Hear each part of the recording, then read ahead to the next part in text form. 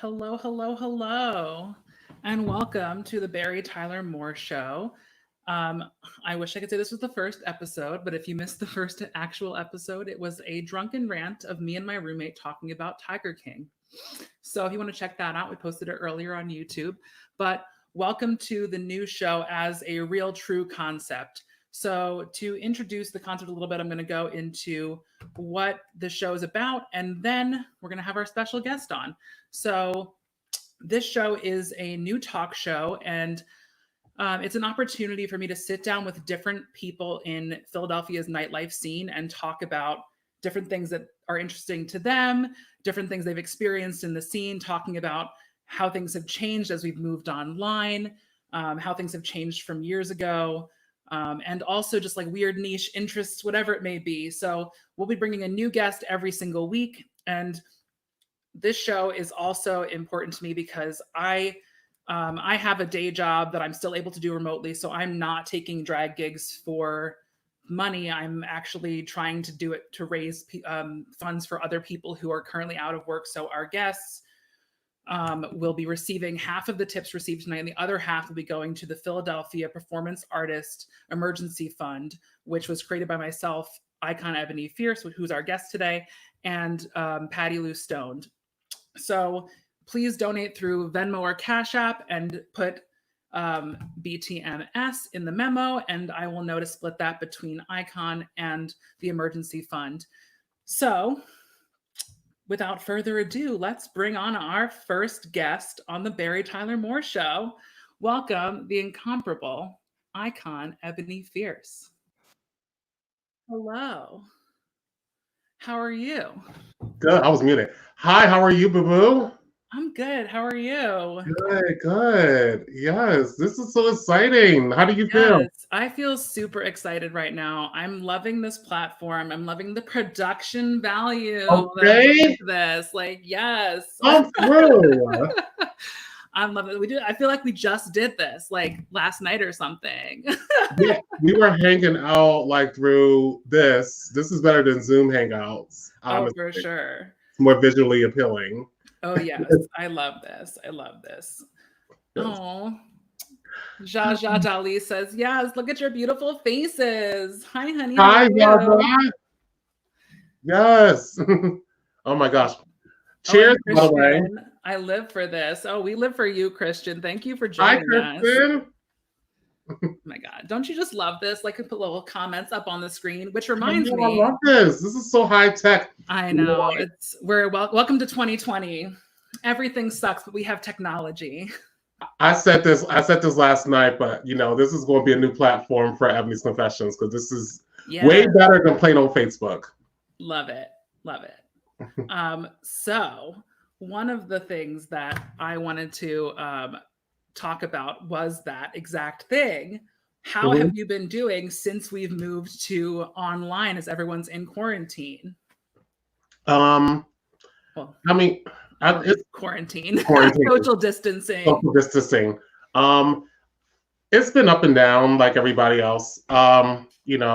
People have their days, just still trying to adjust to us getting used to us just being at home and not seeing, all of your friends and hanging out with your friends and like not being on stage. So it's been difficult, but at the same time, it's been an opportunity to explore an other option, which is live streaming and coming up with different concepts for live streaming and doing digital drag. So, that's the silver lining to that. But I guess I would say day to day is like a yo-yo. For sure. It go up or go down. One day you're like, let's do a million projects. And the next day you're like, I'm just not going to get out of bed. Yeah, absolutely. That was half of my day. I was like, I'm not going out of bed. I'm not getting out of bed. Yeah. No. And you live in a house with a few roommates too, right? Yes. Yes. How many roommates do you have? You got to think about it. Always, because we actually have someone else that's moved in. So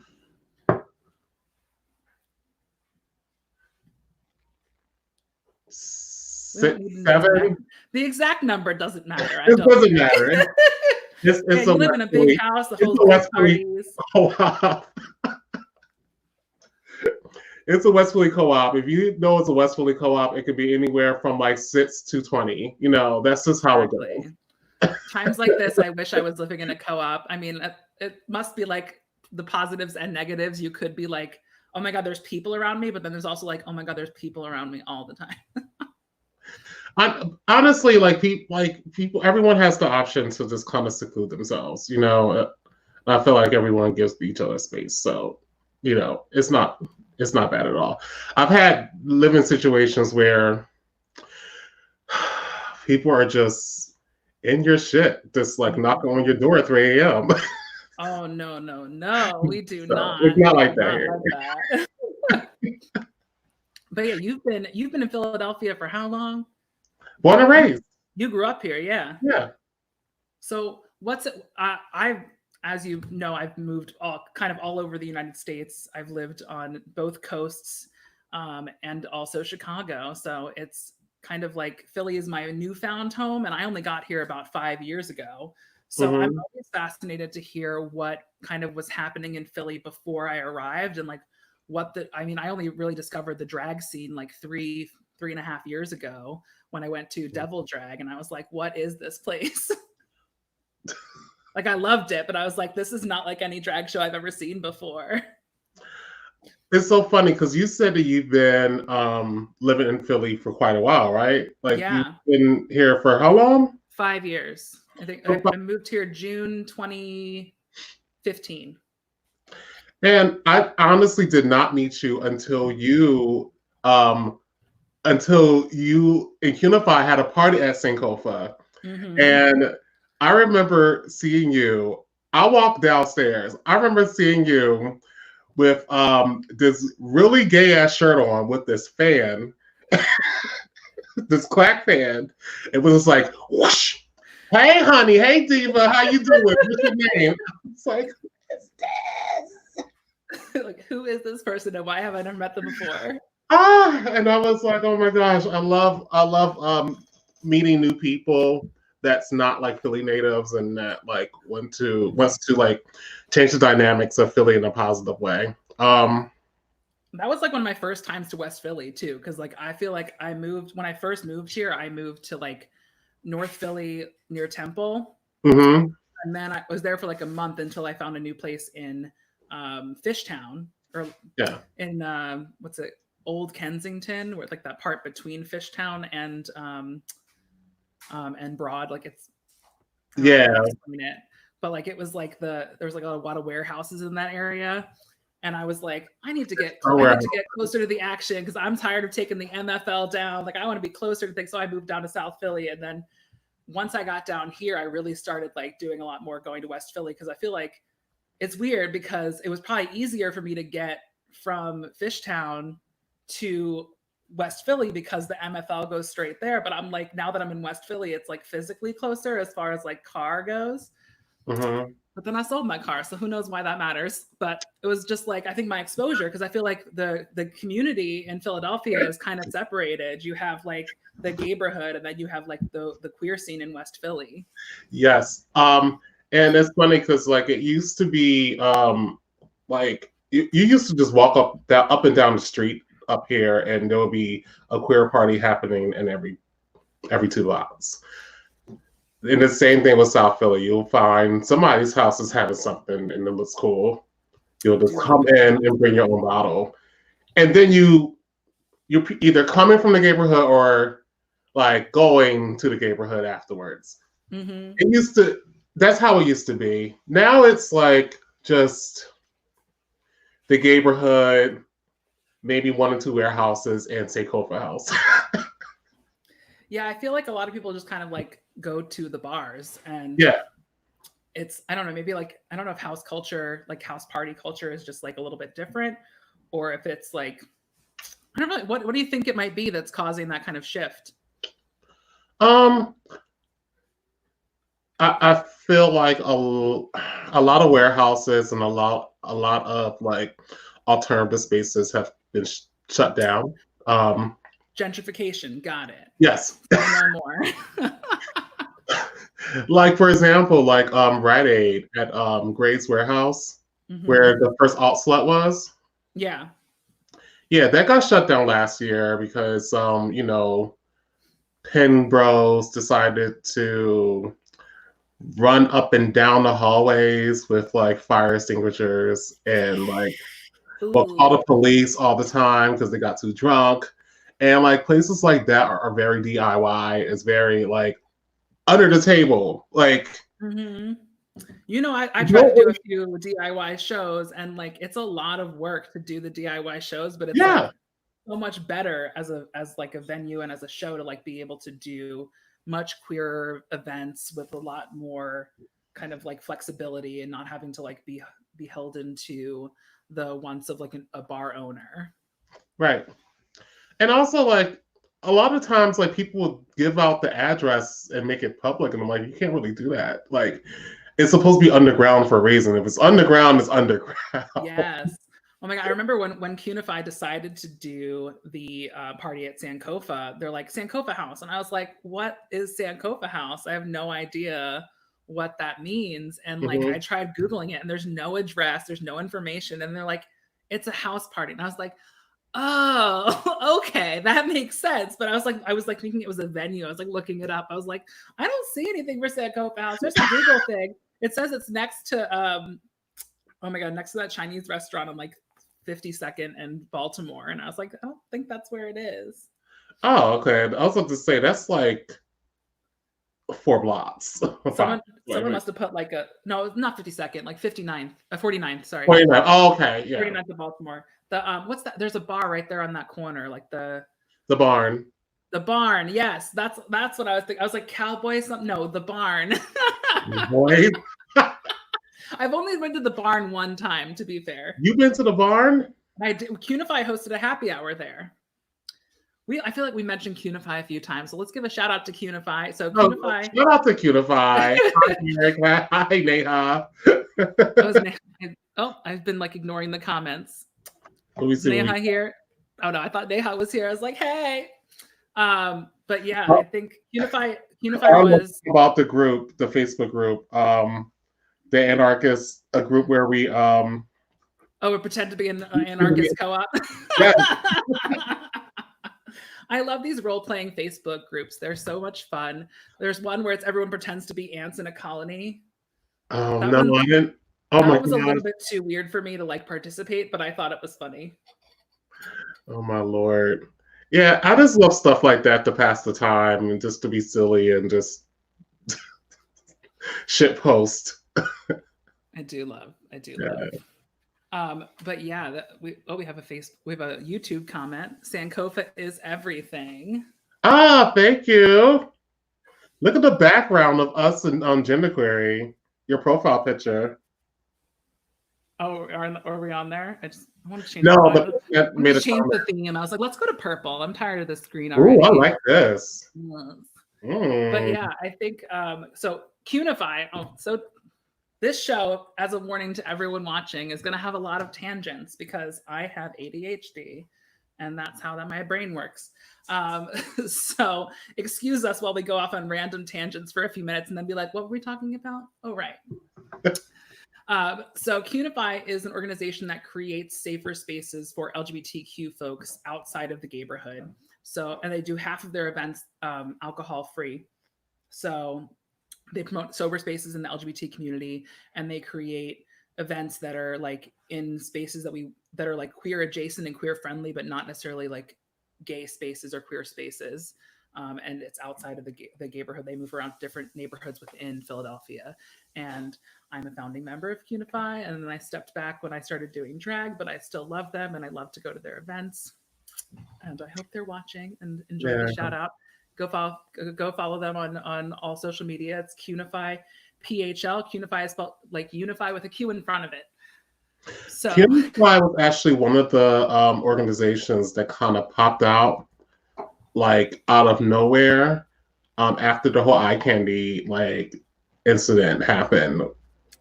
And everybody started to just be like, fuck the neighborhood, and they're going to create like alternative spaces. It was you all, and there was Moves Philly that started doing shit. And then I was like, this is so cool. I was like, this is like different. I'm glad that it looked like we had popped out of nowhere, because the reality is we were planning for like 2 years prior to actually launching. Wow. So Eric and I were part of a group called the Welcoming Committee, which Hmm. is a group that does similar things. They do bar takeovers in Boston, and they kind of expanded to different cities. And so when I first moved to Philadelphia, the way that I got connected to people in the gay scene and the queer scene was to go to events for the Welcoming Committee, and then I joined the core committee. And then I guess they had some financial trouble with the nonprofit structure in Boston, and so they closed down a few chapters. And one of the chapters they closed down was Philadelphia. So Eric and I were like, we need to replace this with something, because it filled such an important void in Philadelphia nightlife scene. And so we got together with a few different people. The group of people that was doing it kind of rotated through as we developed what our concept was going to be as the name changed. But our final group was a group of 5 people, and we just let's launch this, let's do it. But the discussions around what are our values, what are the purpose of our events, what we would like to do with this, was about a 2-year process. And we went through several iterations, a few different names, a few different logos. But what we came out with was, I think, a really great organization. I'm glad that it still exists even after I've stepped away. It is so good, because I felt like it was the first organization like that did events that was truly for all queer people. And what I mean by all queer people, y'all really paid attention to people that are sober. And I felt like that was a major thing, because you barely could find spaces that were just 100% sober. Yeah, that's, I Before mean, we joke about it a lot. Not everyone jokes about it, but I know a lot of people within the community joke about it a lot, that alcoholism and alcohol use is very prevalent in the LGBT community. And part of that is that we, as a community, grew out of bars, because that was the only place where we could go into these little basement bars with blacked out windows, where it was the only place where we could be ourselves, be with people we love. That's part of LGBT history. And unfortunately, that means that since a lot of our social life is centered around nightlife and around the bar scene, it means that alcohol and drugs are very prevalent in our community. And so there's a lot of people who are now in recovery or now choose to be sober, because they don't want to be part of that scene. And we still need to have spaces for them that are affirming and that are welcoming, because Exactly. as we know, the world is not. And so one of the important things was that it was 50% of our events or more would be alcohol-free, sober spaces. And another thing was that we would make sure to be an anti-racist, anti-sexist space for people of all genders, all sexualities, all races, all abilities. So also we make sure that all of our events are accessible. In venues that are accessible. And one time we tried to do a coffee shop we tried to do an event in a coffee shop that had a step up, and a wheelchair user messaged us and asked if we could move it, and we just moved the venue, because we were trying to reach out to new things. As you know, Philadelphia is not the most accessible city, and there's very few options. But if someone asks, someone says, we want to come, and we've also kind of determined we can't make them have us message us and ask for that. We have to just make sure that we're doing it in spaces that are accessible. Absolutely. Which is also how we wound up at Stir for genderqueer. Genderqueer, yes. Yeah, so for those of you who do not know, Icon and I are both in a monthly show on the first Friday of the month called Gender Query at Stir Lounge, and we've been doing that for a little over almost a year and a half now. Started that back in October of 2018, and it is the first. Well, not it's the first drag show for trans and non-binary performers, but it is not the first trans and non-binary friendly show in Philadelphia. We're the first exclusive. Was what? We're the first exclusive. We're the first drag one. Drag exclusively for trans and non-binary. Because I think Tut was exclusively trans and non-binary, but they were open to Yes. like burlesquers and it different. was like a variety, where like we're the first like drag focused film forward, you know. But like shout out to Tut, rest in peace. Yes, shout out. Anyone watching? Anyone from Tut watching? Former organizers? I guess not. But shout out to them anyway. Yeah, like I feel like it's really important to have like these shows that are like specific. So like we have Gender Query, and then we both were also in Big Booty Brunch, formerly Big Bitches Brunch, which Facebook caused us to change the name because of algorithms. But that was like an all plus size show. And I feel like these shows that are kind of centered around identity, like Black Girl Magic, like all of these shows that are like, let's highlight this underrepresented group in drag that's not just cis white male queens, is really important. Making space for drag kings, making space for people with different body shapes. Yeah. Yes. Hashtag big bitches because forever. Yes. Yes, Sam. Yeah. Years ago, you would never find any shows like Gender Query or any shows like Big Booty Brunch. You wouldn't find it.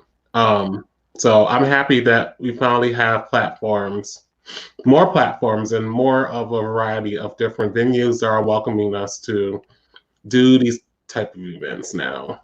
Yeah, I feel like these shows, like as someone who produces shows that are like centered around like themes like that, or not with themes, but like different identities, underrepresented identities, I think it's also like sometimes I just want to do a show with all of my friends, like who don't necessarily fit within there. So it's like great that now as we do some of these specialized shows, we have a lot of like different drag houses are overlapping, and people are doing shows together that might not have done shows together before because they have people who were like in these other shows together. Yeah, absolutely. So, I think like I'm just loving watching a lot of the newer performers coming forward. Some of the performers that came up with me are just doing some amazing things. Yes. And like that's another one of the things I want to talk to you about today is like what were things like 8 years ago when you were starting? Because I like all of the older performers, older in performing age, not necessarily in physical age, but have mentioned like, oh yeah, 8 years ago it was so different. You only had certain bars, they only booked certain people, you had to be a certain way, you had to do a certain thing. But like I would love to hear more like firsthand experience of what it was like to come up in that scene.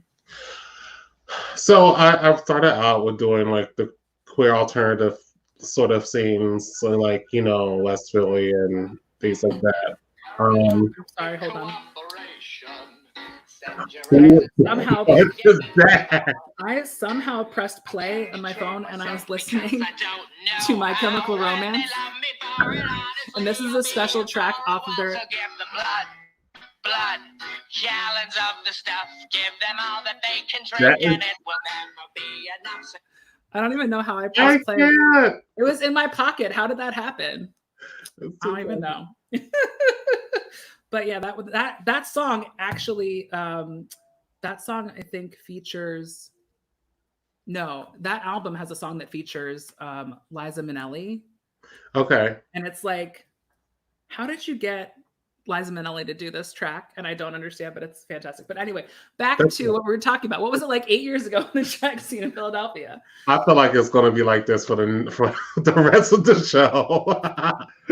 Tangents, but like, but yeah, I did like all the alternative shit in West Philly, like, and did like punk shows really.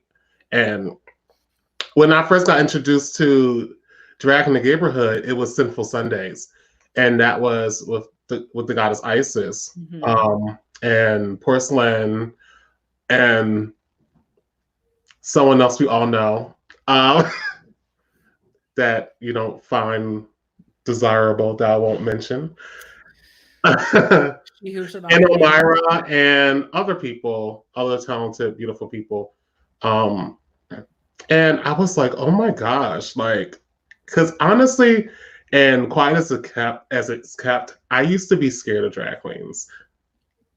Really? Yes. And the reason why I used to be scared of drag queens was because I used to hear that they were really mean. Um, they were very creepy. They creep on people. They touch people very sexually, and they embarrass you in front of people. That's just the things that I would hear before going to out doing drag shows. Because when I expressed interest in doing drag to some of my friends, they were like, "What?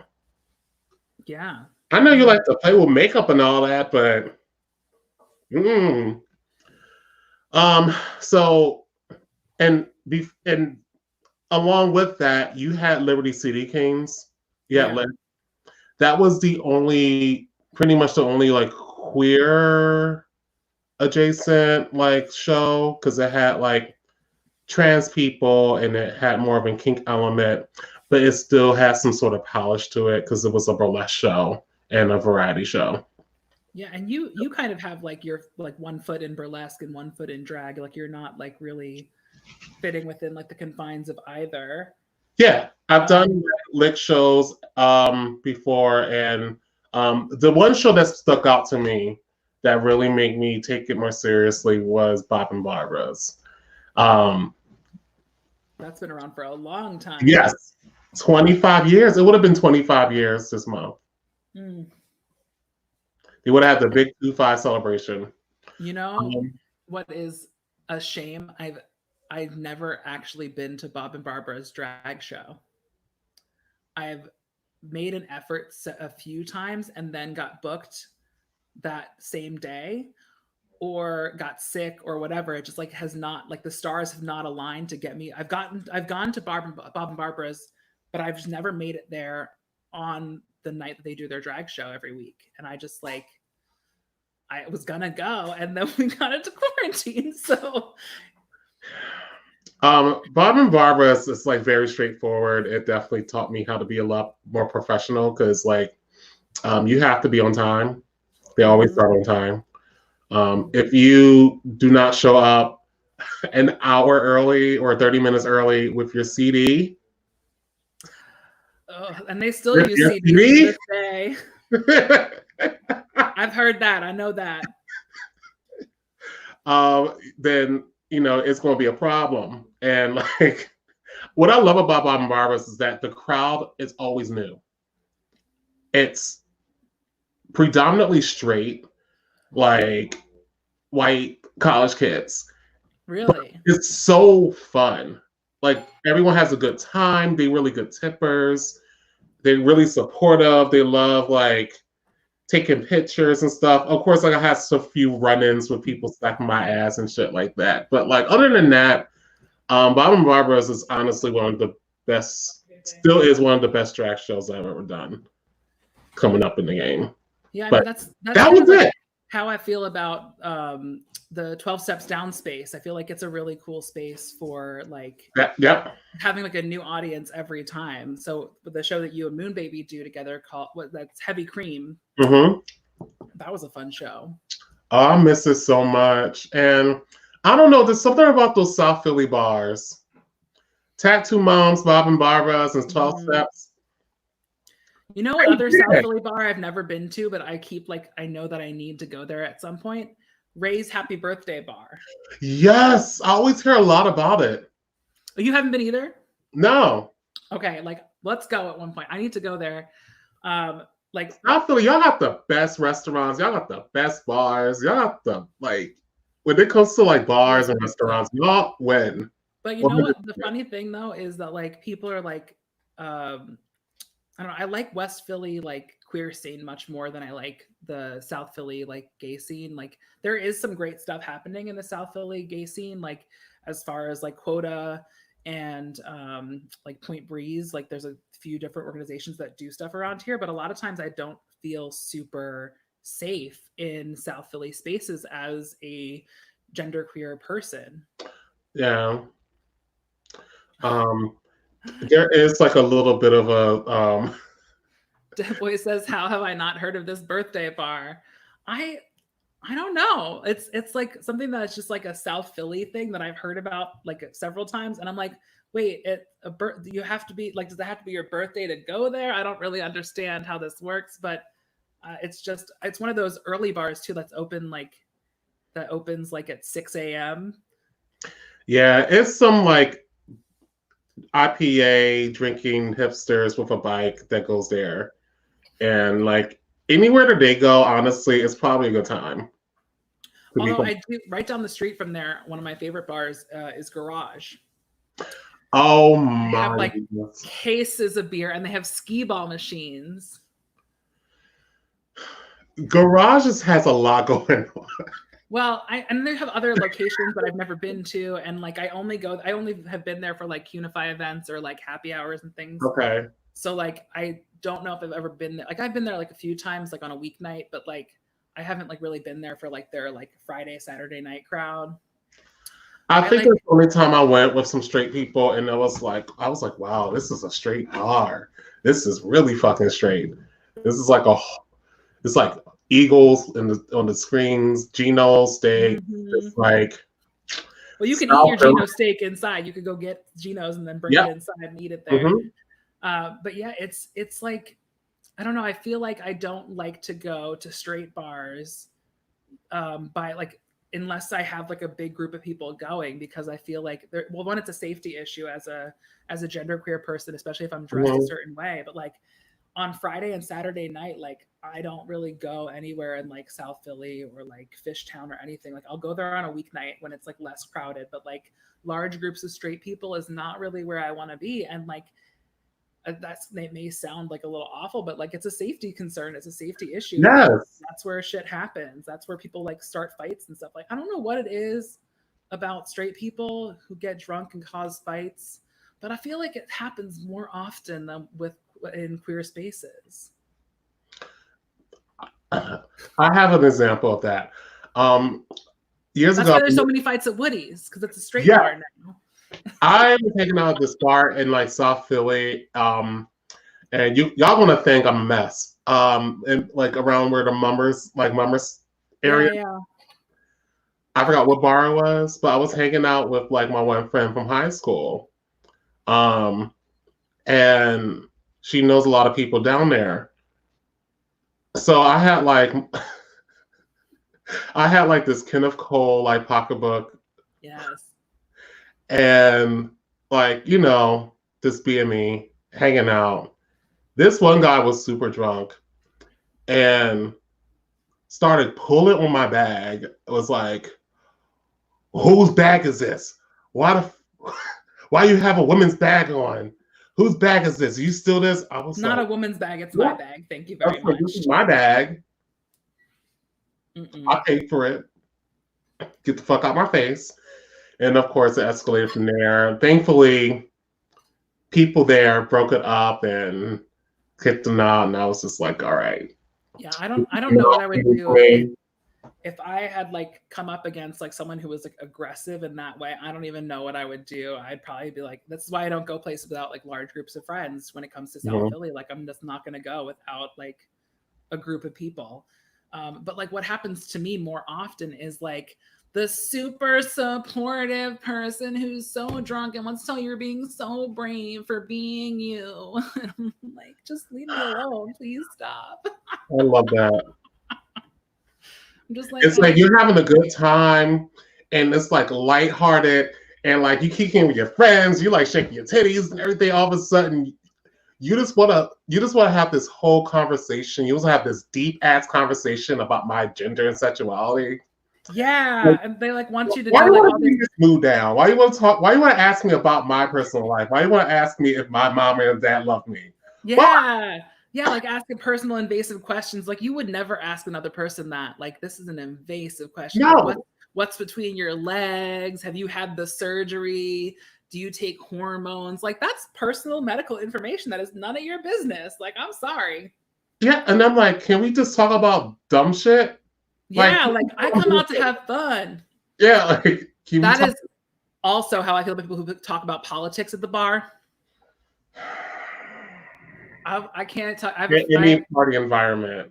I have a friend who like I see at taverns sometimes, and every time I go to tavern, I'm like, let me just grab a martini, go sit at the piano, and can you believe what so and so did in the news and talking about like the GOP and all? I'm like, I don't like. I've been talking about this all day. I've been posting about it on Facebook. I've been like debating people on it. I've been talking about it at work. I'm having a drink. I'm trying to vibe and like chill out and just have a good time. I don't really like do that. But like, what would you say? What like the biggest difference between like drag 8 years ago and drag now, as far as like the scene, like what has changed and like how has that progression kind of happened over the years? One word, inclusive. It's inclusive. Before it wasn't inclusive. Now it is. Drag years ago was very straight laced. You have to be white. You have to be. I was supposed to say white. You don't have to be, but like, you have to be cis and gay to be a drag. Years ago, and the idea of anyone else trying to do it. Well, trans women could do drag, but then there was like this transphobic undertones that I would hear a lot of transphobia, even through people that, not trying to make it obvious, but people that even performed at Bob and Barbara's and gotten their opportunity at Bob and Barbara's will still have a lot of transphobic undertones and tendencies as well. But like when it came to like drag like RuPaul's Drag Race, they're like, no, I don't think that, you know, trans girls need to stay in their own lane. That's a whole nother thing. There's also like this transphobic like undercurrent to like the idea that like only cis men and trans women can be drag performers, drag queens. And like part of that is like, if you say that women can't do drag except for trans women, what you're saying is that trans women aren't women. And there's some people that believe that like, you know, they should call trans women showgirls. They're not drag queens. I'm like, because they're still doing fucking drag. Yeah, and like, and there's so many great cis queens as well. Exactly. And like, there's so many great queens who were assigned female at birth, which it's really kind of gross. I couldn't think of a better way to say that, but I don't really love that kind of like around gender assigned at birth. But like, there's people who would be kept up because they're not cis men, right? And they like they're like there's cis women who do drag who are fantastic, and Child, I remember you're cutting out amazing talented people. I remember the Bio Queen show, and I always kind of thought in the back of my head that it was a little bit gross. But I was like, I was like, all right, I'm gonna let these people rock. No shade. Because a lot of great performers came out of that show, but I look at the promo and I'm like, that name is not cute. Like, I was like, and then it was they stuff like, oh, these girls are doing it way better than y'all, man. You gotta watch out. And I'm just like, oh, okay, all right. This is too much for me. But another thing is that, like, I feel like and maybe this wasn't true years ago, but I feel like the drag, burlesque, and cabaret scenes all kind of like mess together, overlap. And there's people who do a little bit of two different categories, people who do all three categories. I feel like burlesque shows book drag performers all the time, and drag shows book burlesque performers all the time. And then like cabaret performers sometimes are invited to the mix for those things, but it's just like, I love that kind of overlap, because also I think our art gets better because absolutely, I was a cabaret singer before I was a drag queen.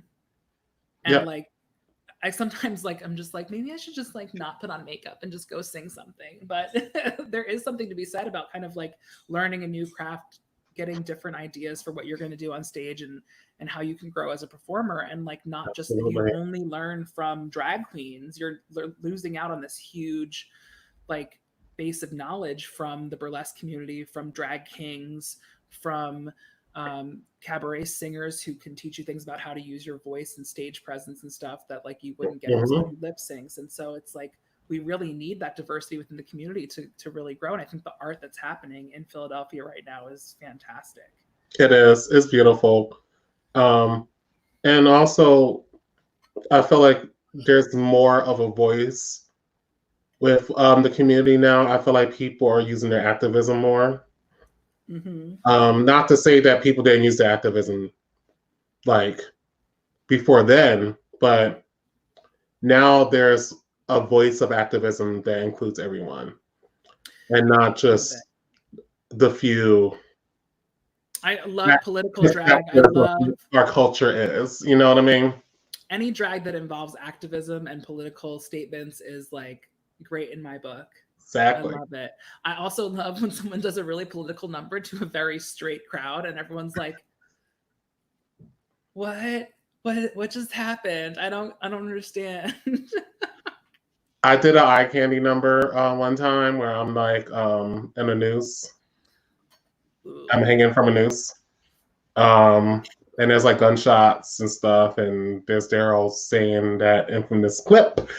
And I performed that at Taboo at a drag show because I was like, you know what? Fuck this shit. Because before I did it for Agitated and, you know, spaces like that where, you know, the performances had more of a serious or political undertone. I did that. People were like, I've never seen anything like that before. I didn't know that performers could do that. And it's like, drag has always been political. Like, what are you talking about? Exactly.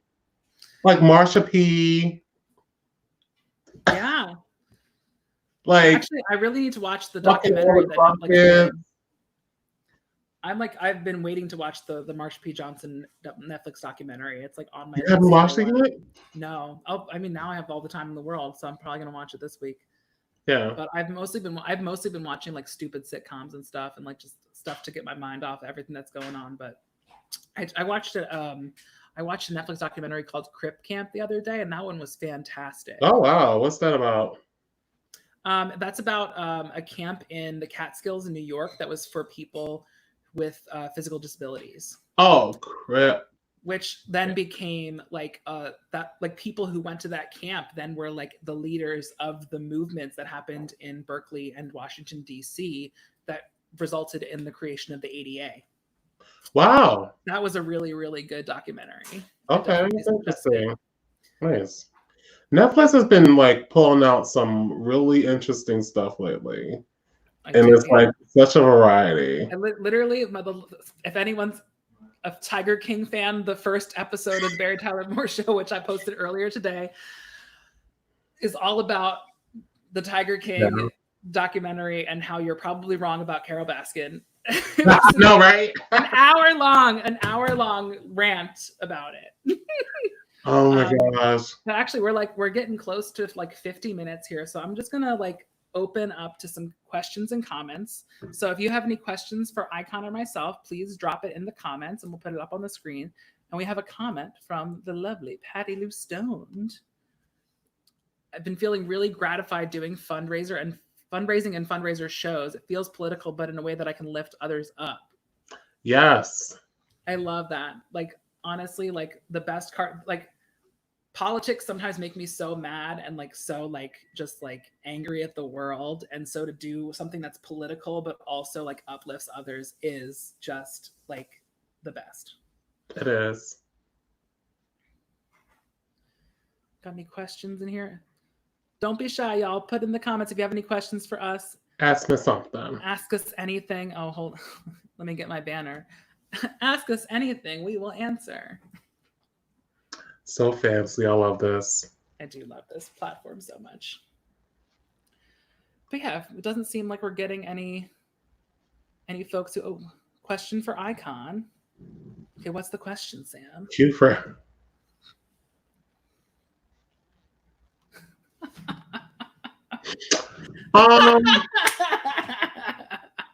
the last time I heard, it was like mac and cheese.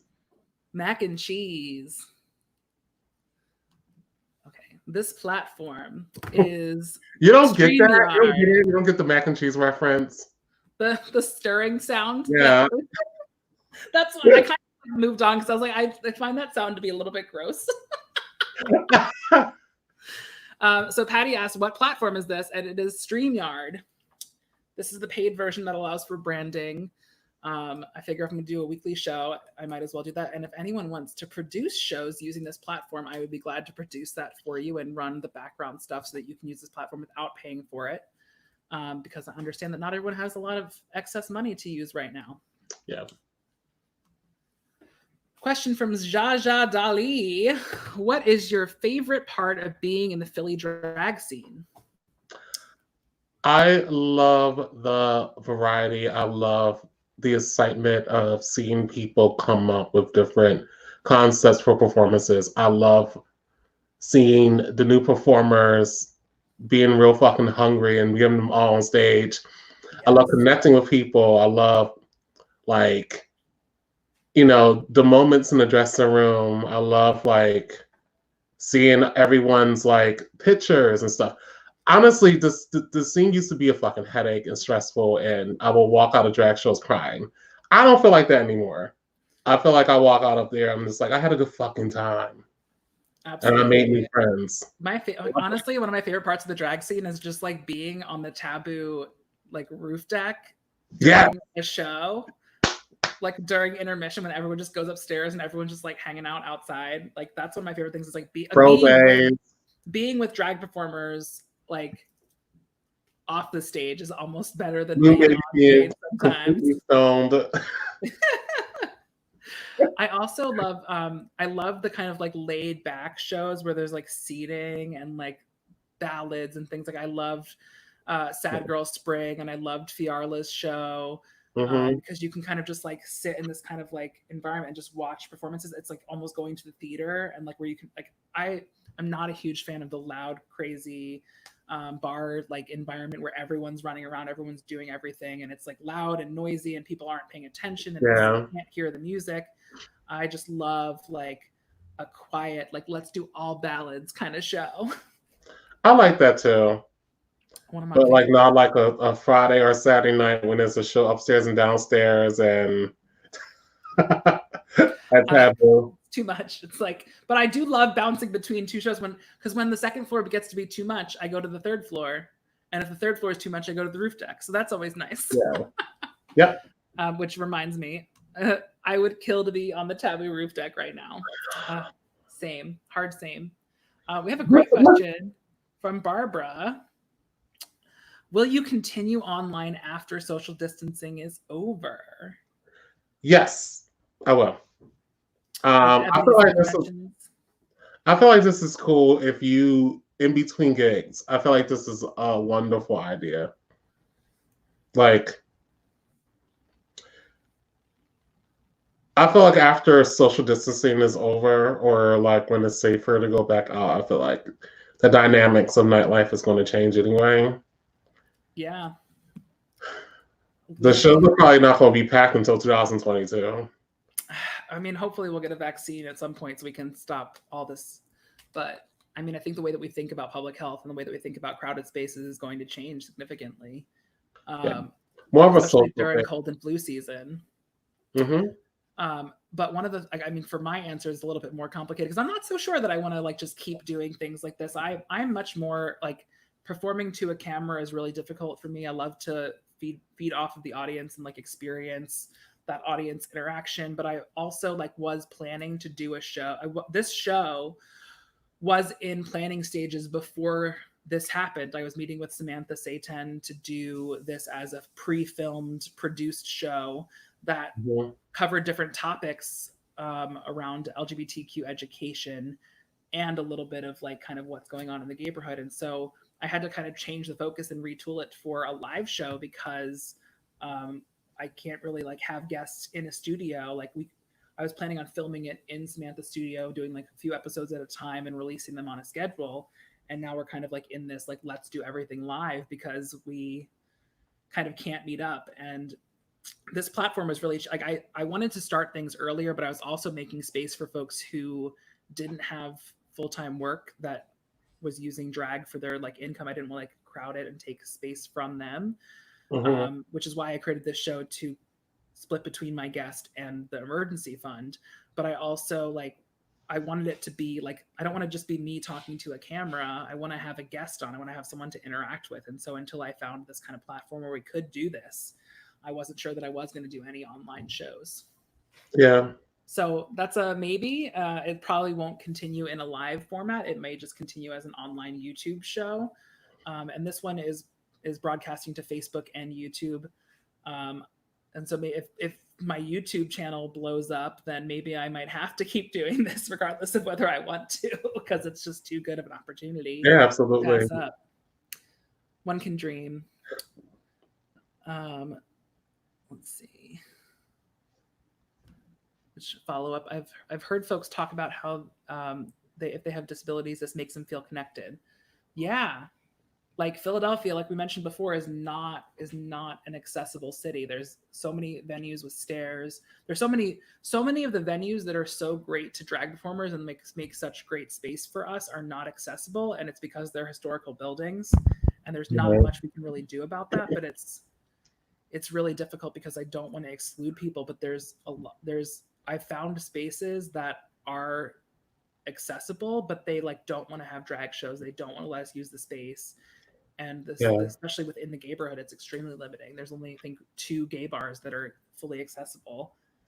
I've said for the longest time that like some shows should be live streamed for people that can't make it.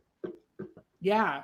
Hopefully after this, if people continue to go to the clubs, they'll continue to live stream from the bars. Because I feel like, why not? Everyone's not going to be able to make it out. And sometimes people don't want to, although, like, at some point, you do want to see a fucking audience. Yeah. I mean, and I think people, I feel like I'd rather, it's been really hard for me to watch these shows on like Facebook Live and stuff, because one, I feel like if I don't have, we only have one television here. So if I don't have access to the television, or I don't want to like my roommate's watching something or whatever, I don't want to like take over the TV with Facebook Lives, because first of all, because I'm a performer, I know all these performers, there's 7 different shows a night. So it's like, do I watch all of them? So I try to poke it as much as I can. And then since it's on my phone, like if you leave the video, it like stops playing. It doesn't keep playing on your phone, like in the corner, like YouTube does. So like, I've been a little bit annoyed with Facebook Live and the way that their platform is set up. And so it's frustrating. But like, I also feel like when I'm at home, I just want to sit on the couch and watch television. And like, if I want to go see a show, I want to go out and be in that environment. So I feel like going online wouldn't necessarily kill online, the in-person spaces. I think people will still turn out, but I think it creates an accessibility option, and it creates an option for people who like are sick, but really want to see that show, or like had something else going on that day and they couldn't make it out. Mm-hmm. And I think people also, like, if you put a suggested donation for the show on the online stream, people will still donate if they have the ability to do so. Absolutely. That was another thing with actually after the Sankofa house, like members of Sankofa talked to Qnify about like doing pay what you can shows. And when we switched to pay what you can, we noticed that we were making the same amount of money. Like some people were underpaying, like because they couldn't afford to do that. And no questions asked, like whatever you can pay, like that was the deal. And other people would pay twice as much to pay for other people. Other people would pay a little bit extra. And it wound up being about like the attendance numbers. We didn't really lose anything from going to pay what you can. So yeah, I think it's a good idea to do that for every drag show. All right, we got another question. People like charge like $10 to $15 for every single show. It like people started to come less, and ever since like people been doing no one turned away or no cover, people have been coming more and more. Because I will always say that like shows in New York were always no cover, because the bar will pay them pretty well, and they make tips. And I feel like the mentality here is different. I think that the drag scene here is growing and changing, and as we grow into new spaces, I feel like a lot of the bars are not used to paying for, like, they're like, you get part of the door or you get a small budget. And so like some of the bars that do like give budgets are much appreciated, but even then, like, they're not in anything in comparison to the budgets that people get in New York City. Like, imagine if you could guarantee pay for all of your performers without even taking door sales into account. Exactly. And like the amount of money that bars make on bar sales for shows that are well attended, makes that worth the investment. And they need to think of it that way rather than thinking of like, well, what are we giving you money for?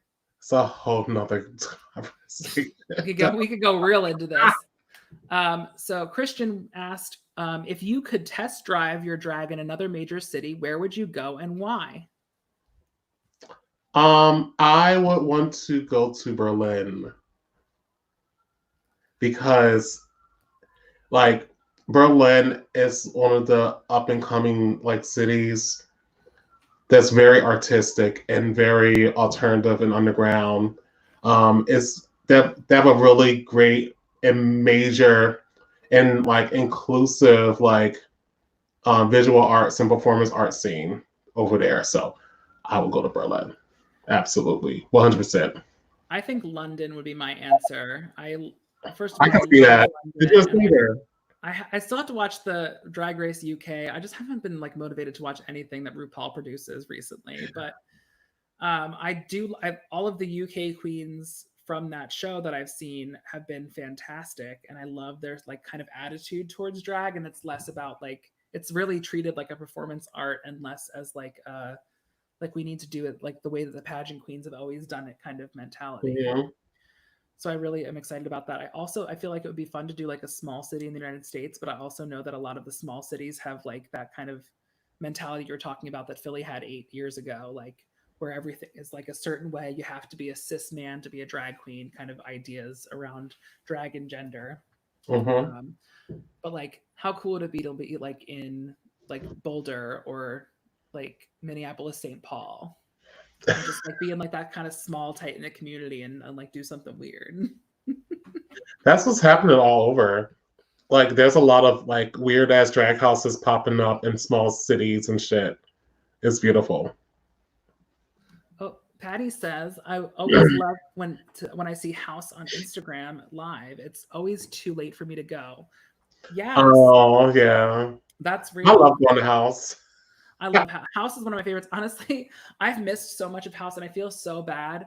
And I'm so glad that I see all these performers in other spaces so I get to see those things that I miss. But often what happens is I'll get overwhelmed because it's so busy. I'll go upstairs and I'll miss a few numbers because I'll like go up during intermission or like excuse myself because I need to get out of there because it's too crowded. And then like I miss performances, but like I'm hanging out on the roof deck with performers who I love. And I'm like, I don't feel super bad about it, but I also feel bad that I'm missing my friends' shows. But yeah, it's kind of that balance of like making sure that I'm not overwhelmed and anxious being in the space, but also like supporting other artists and really enjoying the show. Joey Gallagher says, "Hey, beauties. Hi, boo boo. How you doing?" To quote a different Joey. Shout out to Joey, like this so fucking snatch out here fucking killing it. Yes. That was what is their pageant called? Bearded Empress? Yes, Bearded Empress. Yes. I also love that they were doing hope you're both doing smashingly. Yes. Yes, we are. Fantastic. Hope you're doing great as well. Hope Bearded Empress is doing well. I'm sure this whole thing has thrown a wrench in all of your plans for pageant season. But yeah, like I think Bearded Empress came out of another organization that Joey like stood up for a marginalized group and was like, nope, we're not gonna be a part of this organization anymore. Mm-hmm. And then started his own. So I'm totally in support of that. I love I am so happy. You know. Shout out to all my bearded bitches. Yes. They did not like my ass when I was a bearded queen. They did not fucking like me. You ever think about growing it back? Nah. I like a smooth face. I like a smooth canvas. If anything, bitch, I want to get like Charles's. Okay. I mean, that's real. That's real. All right. Did you ever think about shaving? No, I did it a few months ago and I hated it. I remember part of it is vanity because I feel like when I shave my face, I don't like double chin and all that kind of like I'm focusing like so much on the shape of my face, and I love the way that the beard accentuates my like face, and I like it. It gives me good gender feels, even though it seems counterintuitive. But I feel that. That's valid. Yeah. Jaja just shaved their face for illusion makeup. Because illusion makeup. Yeah. Yeah. Like, they were like, I don't want to shave it off. And I was like, yeah, I don't like to shave mine off either. But it looked good. Now, don't ask me to shave my underarms. Fuck that shit. I used to do that never. for drag, and my arms and my hands. I'm like, this is too fucking much. You know what though? Like, people always were like, you're so feminine, you could probably pass like as a woman if you like shaved everything. So I was like, let me try it out one day. So I shaved my like chest. I shaved everything. Like, that was not my arms, but like I shaved my face and like went out with a full beat, and I got sirred and broed all night. And I was like, well, fuck this. Fuck this shit. People just want to throw around the word pass because they want to seem cool, and they think they know a lot about trans people. Well, and like those people. So the funny thing is that a few years ago, and maybe it was because I was younger, like a few years ago, I did the PGMC drag show. I was a waitress that night, and I just like I shaved my face and got into drag. It wasn't really drag makeup, but my friend Emily did my makeup for me, and she had never done drag makeup. She's like, I'm just gonna do like cute makeup, and she did like over the top makeup, but it was like big regular makeup, not drag makeup. And everyone was like, who is this woman? And there's some pictures of it that I could probably dig up for you, but I was like, it's me. They're like, who? And I'm like, it's Vincent. And they're like, what? Who? Oh, like, everyone's doing double takes. So I was like, maybe that will work again. And it did not. I don't know if I got too old. My face got too wrinkled and run down from being an old bitch, but I just got. I'm not old. I know I'm not old. I feel old though. I haven't been to the chiropractor in weeks. My back is killing me. My knees ache. It's from sitting the fuck down all day. Like, we're not used to this shit. That's the tea right there. I sit on my couch all day and watch TV shows because what else is there to do? But yeah, so we haven't got any questions in a while. So I think that's a good place to wrap up. We've been a little over an hour, which is longer than I expected. But if you have anything to plug, I know you have a show later tonight. So in 20 minutes. Yes. In 20 minutes, go over to Icon's page for Ebony's Confessions. Yes. And and Joey gave us a great thing. National Bearded Empress. It's been postponed. It's supposed to be in March. If you remember back in the day, your bearded geesh. I lived for you. I'm butchering this. I can't even say. When I decided to stay bearded, you were actually a mug, I recalled, and me saying, why not? So thank you for you. I am so thankful for you and all that you have done for the community. Like, I'm so happy that you fucking stuck by what you believed in, Joey. And you are fucking killing it. Yes. Okay. So we're going to actually end there with that being the last comment question. So plug away anything else you want to plug. It's coming up, and take it away. To check out Ebony's Confessions, starting in 20 minutes over at my page. Also, check out the Digital Freaking Queer Festival happening via the Freaking Queer Productions page. It's going to be 12 hours a day, May 2nd and May 3rd from noon to midnight, filled with workshops, performances, and beyond. And it's going to be amazing. Yes. And thank you for joining us. If you enjoyed the show today, the Venmo and Cash App information is in the comment or in the caption for this video. Please donate. It'll be split between Icon and the Performance Artist Emergency Fund for Philadelphia. And we'll be back here next week at 7:30 with a new guest. Next week, we have the amazing Eric Jaffe. Yeah. So see you all next week at 7:30. And join Ebony's Confessions on Icon's page in 20 minutes. All right. See you all there and have a great night. See you next week. Bye. Bye.